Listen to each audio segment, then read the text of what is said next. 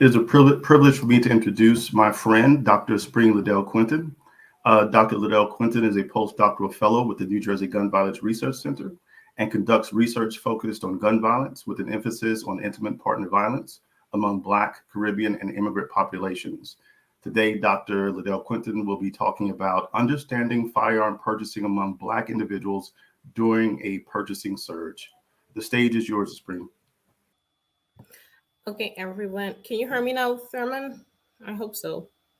Okay, perfect. All right, so I'm running short on time, so I'm going to skip through some of those introductory remarks.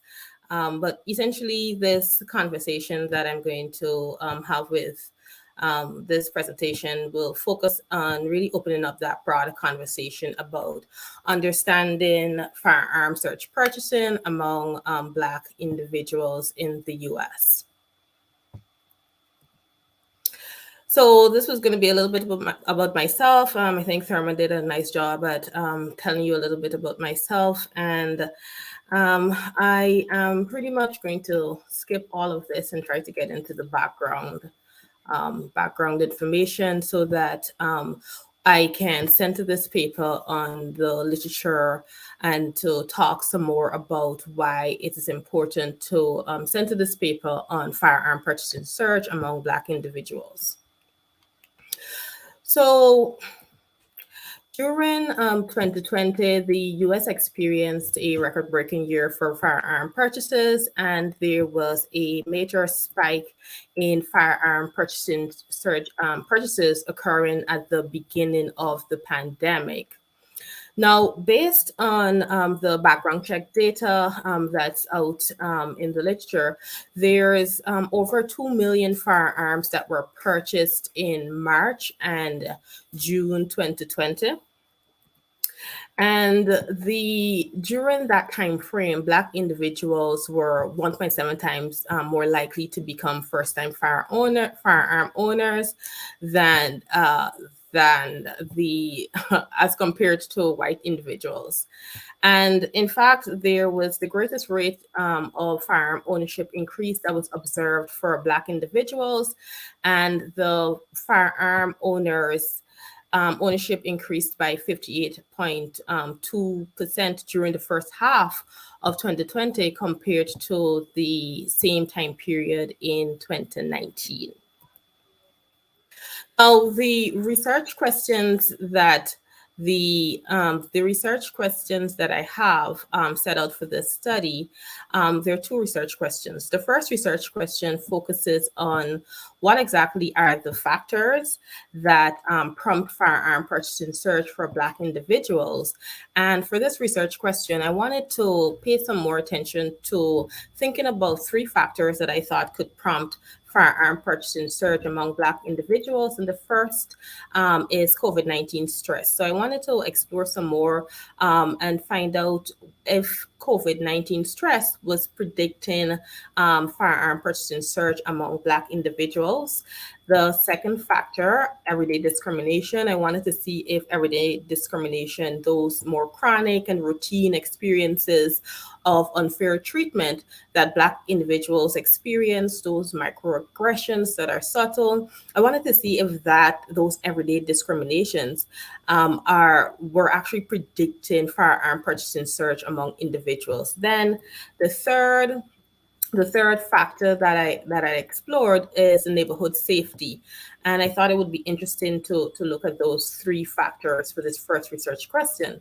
So essentially, this data came from a larger data set that was focused on recruiting 6,404 U.S. adults from New Jersey, Minnesota, and Mississippi.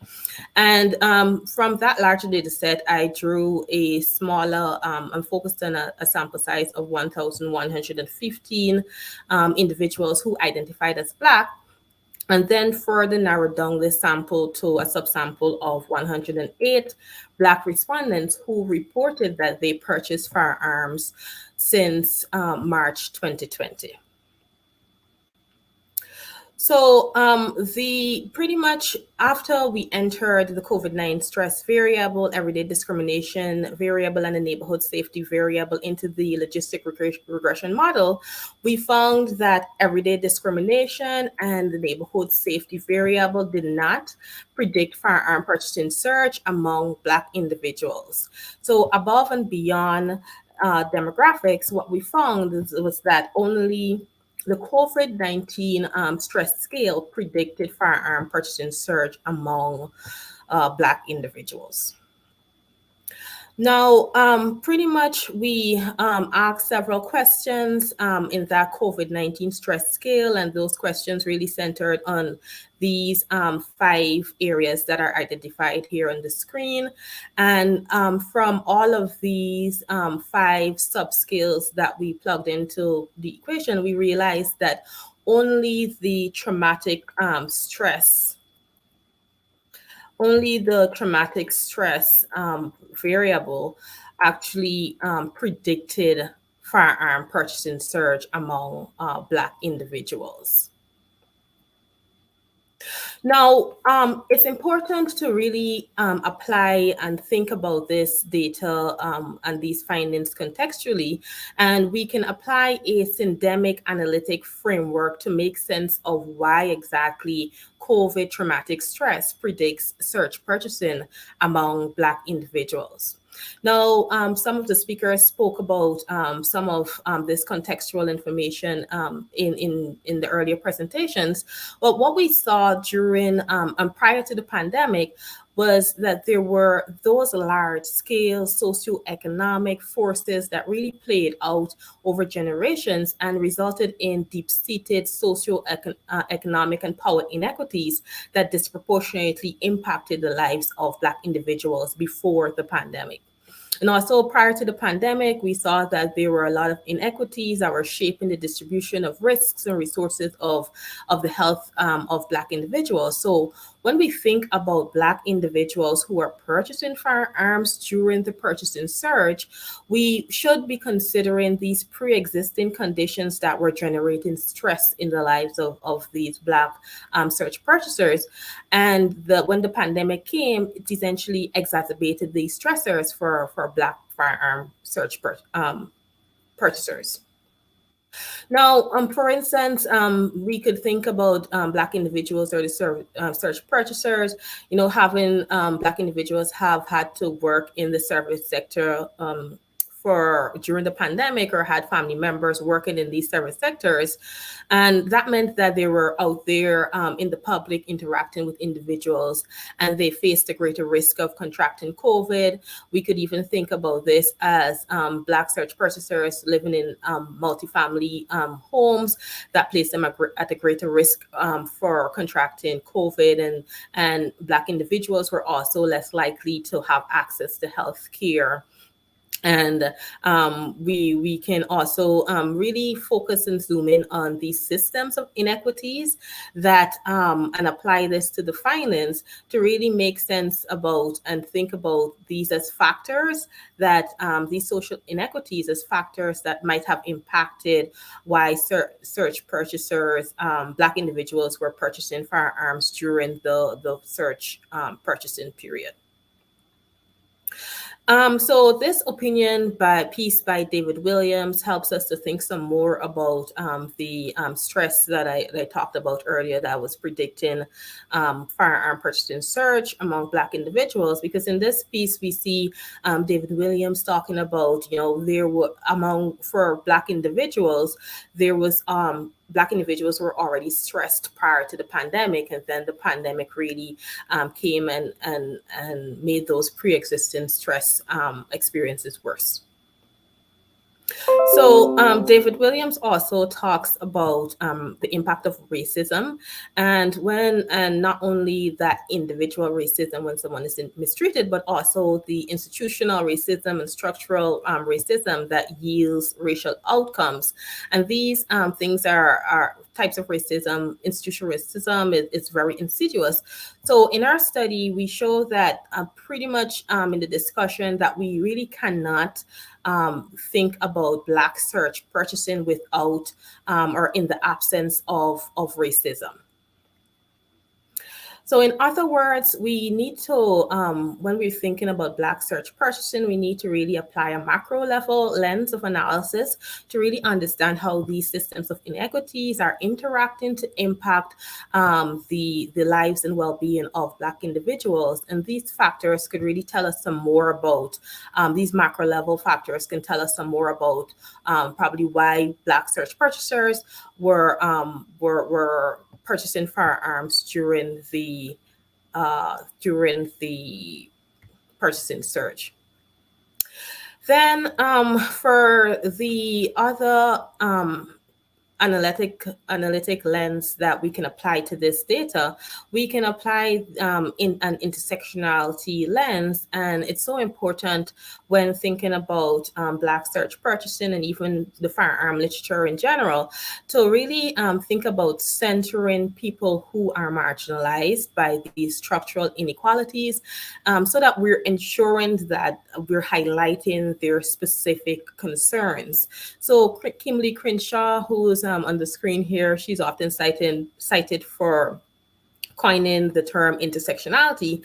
And in her work, she speaks about why intersectionality matters. And I think it's a great resource for anyone who would want to just delve a little deeper into intersectionality literature.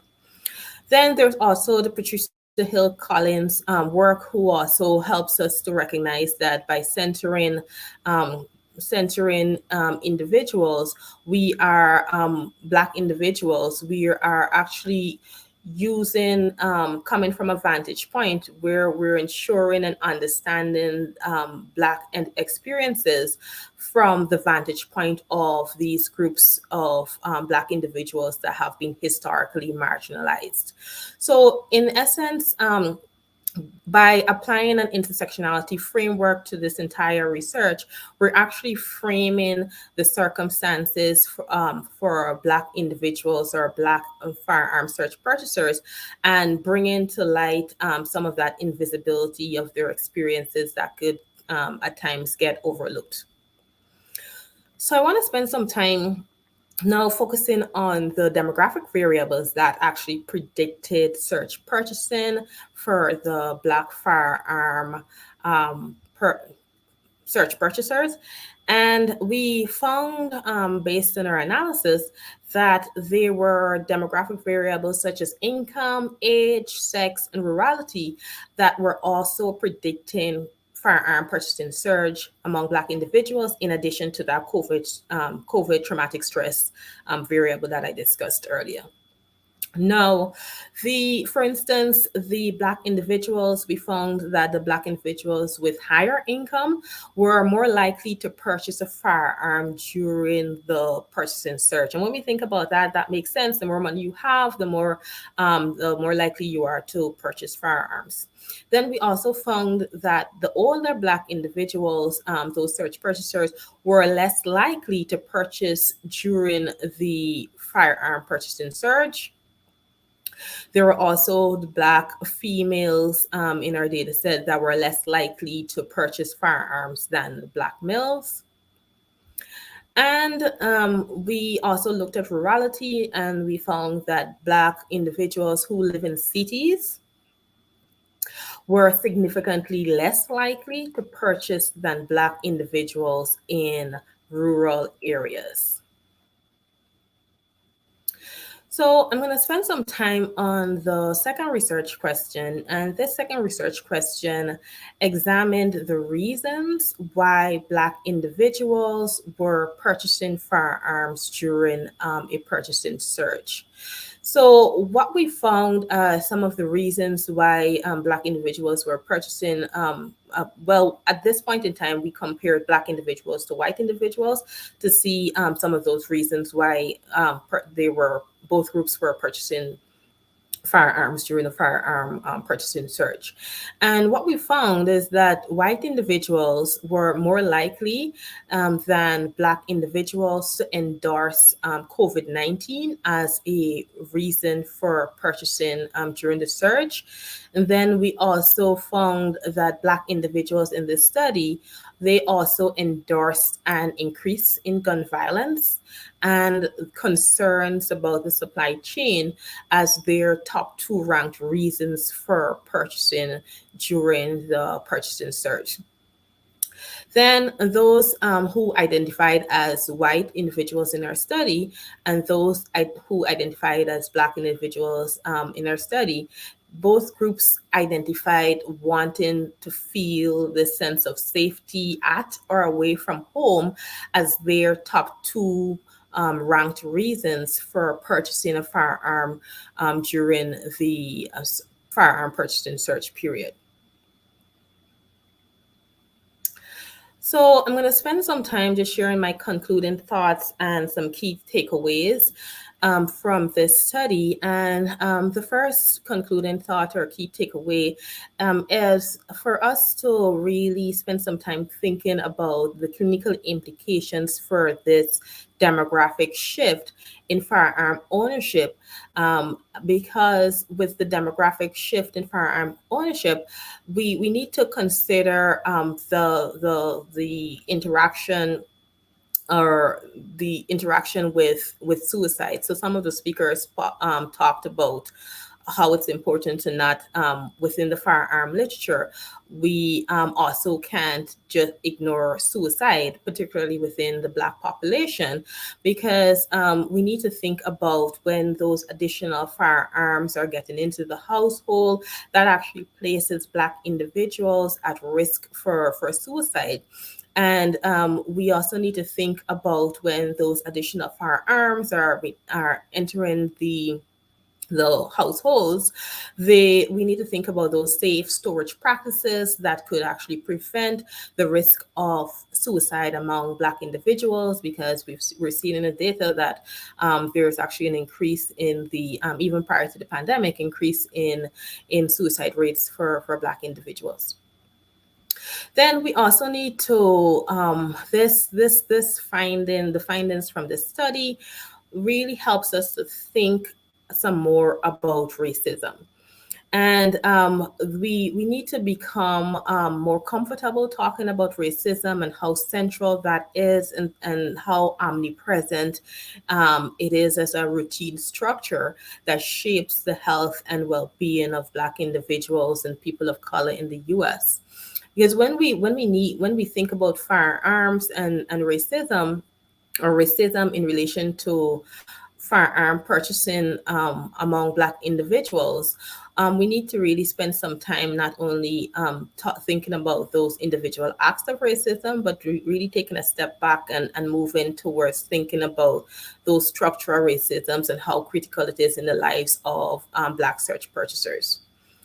So we also need to spend some time problematizing this the concept of resilience, and this idea that resilience sometimes is positioned as this idea that Black individuals and maybe even search purchasers, if we think about this data set, need to live another day to fight systemic racism, and they need to continually coexist with these structural stressors and structural injustice that actually wears individuals down and makes it difficult for Black individuals to remain resilient. So the key takeaway here is that purchasing firearms during the surge could indicate ways in which Black individuals or Black communities were striving to maybe remain resilient in the face of historical and structural stressors. So resilience, however, cannot be the solution that overshadows systemic changes when we're thinking about Black search purchasing. So in the 3 minutes that I have remaining here, I'm just going to spend some time briefly talking about another study that I'm leading here at the center. It's the 5-city study group study, the 5-city focus group study rather. And that 5-city focus group study, we're actually looking to go into five 5 cities in New Jersey, because what we're finding, or what the literature shows us, is that approximately 80% of the homicides occur in 5 New Jersey cities. So we want to go into Trenton, Patterson, Newark, Camden, and Jersey City to conduct focus groups to better understand gun violence in New Jersey, and really speak directly to local community members who have been impacted by gun violence. So we're looking to host focus group discussions across those 5 cities that I mentioned before, and we were looking to have some discussions with pre-2013 residents, and these are those individuals who have lived in one of the pre-selected cities that I mentioned before for more than 10 years. So we're looking to get their longitudinal experiences and insights about how they've witnessed gun violence within their community over that 10-year or more period that they've lived in the community. Then we also want to focus on talking to survivors, and that will be those mothers, recruiting mothers who have lost their child to gun violence. And we also want to have some discussions with college students, and these are those students who have lived in New Jersey for more than 2 years and attend a college or university in New Jersey. So our goal is to really leverage this information to inform policies and the later work that we will engage in at the center. So at some point in time, we will have some more information up on our website in the coming weeks for those who may be interested in participating in these studies. As the study unfolds, we're going to go into those different cities. So I would encourage you to take a look at our website in the next couple of weeks, and we're going to have some information up there on the different focus group studies that we're hoping to conduct in those cities across New Jersey. With that being said, I want to thank you for joining me and listening to this presentation. And I invite you to send me your questions. I know we're out of time, but send me your questions to my email, and I'll be more than happy to answer them when I receive them. Thank you very much. Esprene, great recovery. Tech issues cannot be avoided, but wonderful presentation. We are at time. Let's do this. We have a few minutes between the sessions that come next. So this is less of a question, but a statement to get your thoughts. It seems that the pandemic may have increased the general sense of powerlessness among certain groups, and that purchasing a firearm might be the only way of expressing some sense of agency over these feelings, with other avenues being barred. Comment or thoughts?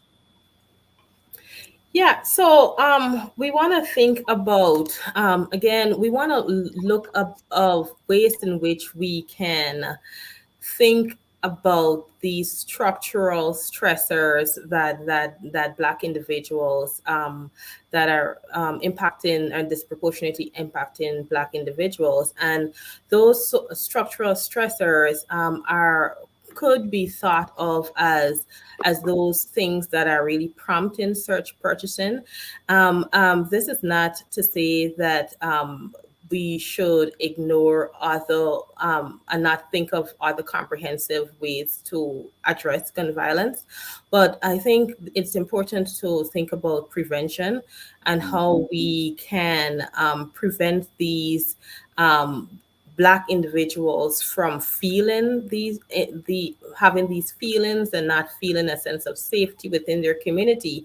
So we need to spend some time not blaming Black individuals for the things that are occurring within their community, and think some more about how we can address systemic structures so that we're not asking Black individuals to remain resilient all of the time. So I think it's important to focus on preventative instead of reactionary measures, and so that we can really think about finding solutions to this, to some of the problems that we're seeing in the community. Well, I feel obligated to take at least 1 or 2 more minutes and do another question because we got such a late start and don't want to shortchange you. and all the work that you've done here. So do you think Black individuals who purchase firearms during the purchasing surge are fundamentally different from Black individuals who purchase firearms at different times? Or are there just a specific set of ways in which they differ from one another? Yeah, right. I'm not sure if there's a fundamental difference or any biological difference in individuals, because we want to be careful about even addressing or associating or attributing like biological factors or elements that may position Black individuals are as less than other groups, lesser than other groups in the community or in society. So I think even prior to the pandemic, these stressors were there prior to the pandemic. Black individuals were living in these communities prior to the pandemic. So what the pandemic did was that it exacerbated these stressors. So we don't have data really to show what happened with Black individuals prior to the pandemic with a lot of the surge purchasing, but we need to really think about there's this consistent underlying stressor that Black individuals were experiencing even before and after the pandemic that might be encouraging or prompting the surge purchasing that we saw. Okay. Esprene, thank you very much. Wonderful presentation. All right. Thank you very much, everyone. And please feel free to share your questions to my email address. I'm happy to take those questions via email also.